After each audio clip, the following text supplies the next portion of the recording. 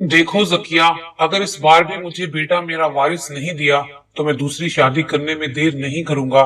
सावन का लहजा काफी हद तक सख्त था। ये मेरे अख्तियार में तो नहीं है, ये सब तो मेरे मालिक की रजा है। रजिया ने पुरनम आंखों से अपने शोहर को देखते हुए बड़ी मासूमियत से कहा, मैं कुछ सुनना नहीं चाहता, बस ये मेरा आखिरी फैसला है। वो जकिया को यूं कह रहा था जैसे वो अपनी तकदीर की खुद मालिक हो। और फिर सावन अपनी बीवी जकिया को हकारत भरी नजरों से घूर कर घर से बाहर निकल गया। मेरे मालिक, बेशक तू गफूरुर रहीम है, मायूसी से मुझे अपनी पनाह में रखना। जकिया ने निगाहें फलक की जानिब उठाकर कहा। वो काफी देर तक इसी हालत में रही। ख्यालों और सोचों ने उसे घेरे में ले लिया। वो मुख्तलिफ सोचों की कश्मकश में थी। आखिर काफी सोचो विचार के बाद उसने एक बहुत बड़ा और खतरनाक फैसला कर लिया। जकिया और सावन की शादी के चंद माह बाद ही जकिया की तबीयत खराब रहने लगी। उसे इंकशाफ हुआ कि खुदा ने उसे अपनी खास रहमत से नवाजा है, वो माँ बनने वाली है। ये एहसास होते ही उसके दिल में खुशी की लहर दौड़ गई। उसकी खुशी का कोई ठिकाना नहीं था। उसकी खुशी देर पा नहीं थी। तब सावन भी उसका ख्याल रखने लगा, मगर उसे ये खुशी ज्यादा दिन तक रास ना आई। जब नन्ही परी ने घर के आंगन को रौनक बख्शी, जकिया फूले नहीं समा रही थी, मगर सावन बेटी की पैदाइश पर बिल्कुल खुश नहीं हुआ। शायद उसे बेटा चाहिए था। यूं जकिया की जिंदगी की हकीकी खुशियां भी गैर मामूली साबित हुई।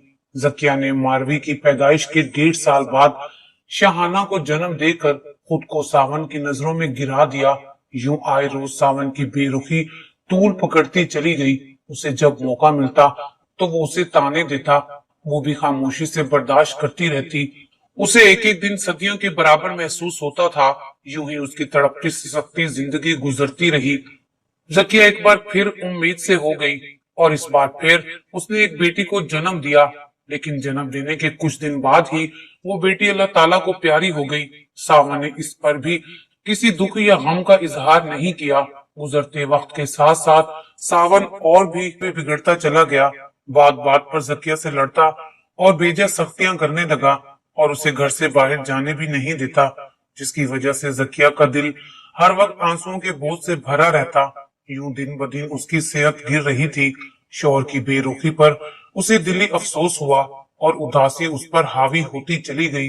वो हर वक्त खला में कुछ ढूंढने लग जाती। उसे अपनी जिंदगी में वीरानी ही नजर आ रही थी। वो एक अजाबनाक जिंदगी गुजार रही थी। जकिया अपनी मासूम बच्चियों के साथ घुट घुट कर सहमी हुई जिंदगी गुजार रही थी। जिंदगी कभी रुकती नहीं, इसमें जिंदा रहने का हौसला बाकी था। वो जिंदा भी सिर्फ अपनी बच्चियों की खातिर। एक रोज शहाना सख्त बीमार हुई। जकिया उसका इलाज करवाना चाहती थी, मगर उसके पास पैसे नहीं थे। मजबूर होकर उसने पड़ोसन से उधार पैसे लिए और सावन को बताए बगैर शहाना को शहर इलाज के लिए ले गई। मुनासिब इलाज और खुराक न मिलने की वजह से शहाना कई रोज तक बीमार रही। उसकी जान के लाले पड़ गए। वो बीमारी की वजह से इंतहाई कमजोर हो गई और चंद ही रोज में अपने खालिक हकीकी से जा मिली। रो रो कर जकिया की आंखों के आंसू खत्म हो गए। उसकी हालत अजीब सी हो गई। वो चुपचाप बैठी खलाओं में घूरती रहती। उसे अपने इर्द गिर्द के माहौल से कोई सरोकार नहीं था। उसके दर्द के तासुरात में मायूसी भी झलक रही थी। उसके दिल पर बेपनाह सदमा गुजरा, लेकिन सावन ने उसके दुखों गम में 2 लफ्ज हमदर्दी के नहीं बोले। जाने वो किस मट्टी का बना हुआ था। उसे कोई परवाह थी ना फिक्र। जकिया के मसाइब में रोज बरोज इजाफा होता चला गया। सावन जितनी देर घर से बाहर रहता वो सुकून में रहती थी, मगर उसके घर आते ही जकिया का चैन सुकून गारत हो जाता। वो घर आते ही लड़ना झगड़ना शुरू कर देता। जरा सी बात पर तूफान खड़ा कर देना उसका मामूल बन गया। वो भी खामोशी से तपती रहती। हर गुजरते दिन के साथ उसकी जिंदगी अजाब से अजाब तर होती चली गई। वो दिन में 1000 बार मरती और जिंदा होती। बस वो सबर का दामन हाथ में थामे जिंदगी की गाड़ी खींच रही थी। खुदा ने शायद उसे इम्तिहानों के लिए चुन लिया था, मगर वो भी बाहौसला औरत थी। उसने कभी हौसला हारा न तकदीर से शिकवा किया। शब व रोज गुजरते रहे। जकिया एक बार फिर उम्मीद से थी, मगर खुशी की बजाय उसकी आंखों की वीरानी बढ़ने लगी। अगर इस बार भी बेटा नहीं हुआ तो वो क्या करेगी, उस पर जाने क्या बीतेगी। ये सोच उसको सुलगने पर मजबूर कर रही थी। उसके चेहरे पर तफक्कुर के साए गहरे हो रहे थे और गम के तासुरात फैल जाते थे। उसे दुखों और गमों ने निढाल कर दिया था, मगर उसने हजारों गम उठाने के बावजूद भी तकदीर से शिकवा नहीं किया और ना ही कभी मायूस हुई। उसे अपने रब पर पूरा भरोसा था। उसने अपने रब की याद को कभी अपने दिलो दिमाग से ओझल होने नहीं दिया। वो एक आम सावन था। जब जकिया और सावन एक साथ बैठे हुए थे कि अचानक सावन ने कहा कि अगर इस बार भी बेटा नहीं दिया तो तुम्हारे हक में कुछ बेहतर नहीं होगा। उसका लहजा जहर की करवाहट लिए हुए था। जकिया कांप रही थी, मगर कदरे सहमी हुई खौफ ज़दा अंदाज में बोली, मैं कोई तकदीर की मालिक तो नहीं हूँ कि अपनी तकदीर खुद लिखूं। तुमसे शादी करके मैंने नहुसत अपना ली है। सावन शादी वाले दिन को कोसने लगा, मेरा कसूर क्या है? जकिया इंतहाई खौफजदा होकर बोली। सावन का दिल चाह रहा था कि वो जकिया के बाल पकड़कर उसका सर दीवार में दे मारे। गुस्से के आलम में उसकी हालत बुरी हो रही थी। जाने उस वक्त उसको जकिया पर कैसे रहम आया। बस वो शोला बरसाती निगाहों से उसे घूरकर घर से बाहर निकल गया। जकिया ने तवील कश्मकश में यही फैसला किया कि वो कल पहली ही फुर्सत में शहर जाकर अपना चेकअप करवाएगी। अगर उसे बेटा होने की नवीद नहीं मिली तो वो अपनी बेटी मारवी समेत जहर खाकर जिंदगी का खात्मा कर देगी। अगले दिन हस्बे मामूल वो सुबह सवेरे उठी, सावन को नाश्ता करवाकर काम पर भेज दिया। फिर वो दाई नसीबा के साथ शहर जाने को तैयार हुई। गांव से शहर तक उन्होंने एक रिक्शे का सहारा लिया। इत्तफाक से वो भी उन्हें जल्दी मिल गया था। ये हकीकत है कि तकदीर के लिखे को कोई नहीं मिटा सकता। ये जकिया की तकदीर की खराबी थी कि खुदा जाने सावन को कहां से मालूम हुआ कि उसकी बीवी उसे बगैर बताए उसकी गैर मौजूदगी में शहर गई है। ये खबर सुनते ही वो गुस्से में घबरा कर घर की जानिब आया। देखा तो वाकई जकिया घर में मौजूद नहीं थी। मारवी दाई नसीबा की पोतियों के साथ कच्चे सहन में खेलने में महू थी। सावन ने आओ देखा न ताओ जी भर के मासूम मारवी को रुई की तरह धंग कर रख दिया और दाई नसीबा की पोतियों को बेरहमी से झिड़क दिया तो वो भागम भाग दौड़ती हुई चली गई। दूसरी तरफ जकिया हॉस्पिटल पहुंच चुकी थी। अल्ट्रासाउंड के बाद नर्स ने उसे बेटा होने की नवीद सुनाई तो उसे यूं लगा जैसे उसके जिस्म में नई रूह ने जन्म लिया हो। उसने सर उठाकर ऊपर की जानिब देखा। उसके ऊपर नीले अंबर का मेहरबान साया था। वो खुशी में डूबी हुई दिल ही दिल में सजदा इलाही में गिर गई।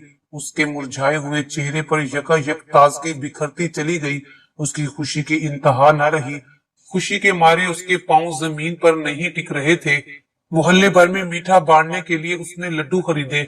उसकी हसरत का कोई ठिकाना नहीं था। वो तस्वुर की दुनिया में खुद को बहुत से लोगों के दरमियान महसूस कर रही थी। हर तरफ से सलामती और मुबारकबाद की आवाजें उसके कानों में गूंज रही थी। वो अजीब सरशारी के आलम में थी। उसके चेहरे पर खुशियां रक्स कर रही थी। वो खुशी से निहाल बेताब घर की जानिब चली आ रही थी। वापसी पर उसे यूं लग रहा था जैसे इर्द गिर्द के तमाम दरख्त बल्कि हर चीज उसकी वापसी की मुंतजिर थी। चारों तरफ से मुबारकबाद की आवाजें बुलंद हो रही थी। खुदा ने उसकी ख्वाहिश पूरी कर दी थी। उसे सरशारी के आलम में यूं लग रहा था जैसे तमाम रास्ता मुस्कुराहटों से महक रहा हो। वो उसी सरशारी में घर आ रही थी, मगर वो इस बात से बिल्कुल लाइल्म थी कि कुछ देर बाद उस पर कौन सी कयामत गुजरने वाली है।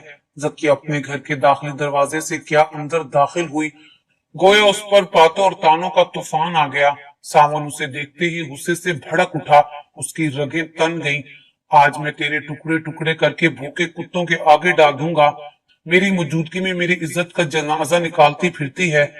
कम वक्त ऐश करने गई थी, सावन ने खूनखार लहजे में कहा और जकिया पर झपट पड़ा। उस वक्त शायद उसके दिमाग की कोई रग बह गई थी कि वो इंसान से शैतान बन गया था। उसे कहां और कितनी चोट लग रही है। जकिया की करनाक और दिल जोर चीखें आसमान को सीना चीर रही थी। वो वाहवाला करती रही। उसकी चीखें सुनकर पड़ोस की कुछ औरतें उनके घर जमा हो गईं, मगर सावन का सख्त रवैया देखकर दूर खड़ी तमाशा देखती रही। जब उसकी दर्द भरी आवाज दाई नसीबा ने सुनी तो वो दौड़ती हुई चली आई। बेटा, इस कदर बेदर्दी से पेश ना आओ, ये मर जाएगी। दाई नसीबा ने आगे बढ़कर जकिया को बचाने की नाकाम कोशिश की। मर जाए तो बेहतर है, इस बला से छुटकारा तो मिल जाएगा। आज मैं इस कम वक्त का काम तमाम कर दूंगा। वो गुस्से से लाल पीला हो गया। ऐसा ना कहो बेटा, ये तुम्हारी बीवी ही नहीं, तुम्हारे होने वाले बेटे की माँ भी है। दाई नसीबा की बात सुनकर सावन को जैसे बिजली का झटका सा लगा। तुम इतने शक्की क्यों हो? बगैर सोचे समझे बेचारी पर इल्जाम लगा दिया है। फिर दाई नसीबा किसी मशीन की तरह स्टार्ट हुई और उसे सारी हकीकत से आगाह किया। दाई नसीबा की बात के इख्तिताम पर सावन ने अपना सर थाम लिया और रूहानी आवाज में कहा, हाय अल्लाह, ये मुझसे क्या हो गया, मुझे माफ कर देना। और फिर सेकंड के हजारों हिस्से में जमीन पर बेसुध पड़ी जकिया की जाने मुड़ा। वो शदीद तकलीफ से तड़प तड़प कर साकित हो गई थी, उसके हाथ पांव फूल गए थे। दूसरे ही लम्हे सावन अपनी बीवी के साथ हमदर्दाना रवैये से पेश आने लगा। पहले तो उसे कुछ समझ नहीं आया, जब तक वो समझा तब तक बहुत देर हो चुकी थी। जकिया की आंखों के आगे अंधेरा छा चुका था और उसकी रूह फना हो चुकी थी। सावन को यूं लगा जैसे उसके दिल के टुकड़े टुकड़े हो गए हों। वो शदीद गम से रोता रहा, मुसलसल रोता रहा। उसकी हालत दीवानों जैसी हो गई थी। उसका एक एक लम्हा अजियतनाक कैफियत में गुजर रहा था। वो अपनी बेटी मारवी को सीने से लगाकर खूब रो रहा था। आज वो बेबसी से अपने आंसू अंदर ही उतारता रहा, मगर अपनी ही शक्की तबीयत और बेहिस्सी के बाइस ना सिर्फ उसने अपनी बीवी को खो दिया था, बल्कि अपने बेटे को भी इस दुनिया में आने से पहले ही अंधेरी कब्र में उतार दिया था।